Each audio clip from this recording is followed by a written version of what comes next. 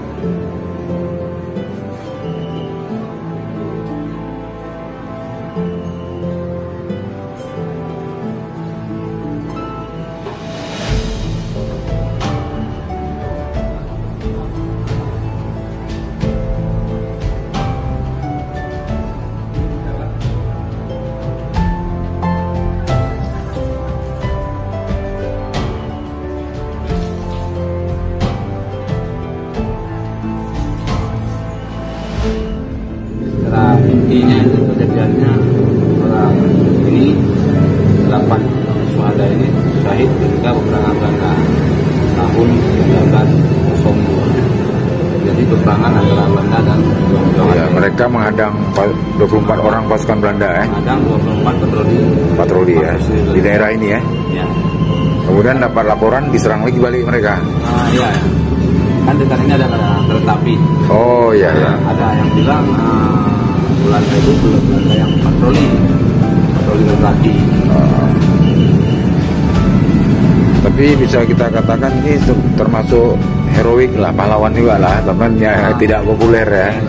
Pahlawan tidak dikenal. Ya, tapi berjasa. Namanya aja pun ada yang tidak dikenal. Ya, ini 88 almarhum ini suara ini dari Samalanga semua nih. Ya daerahnya.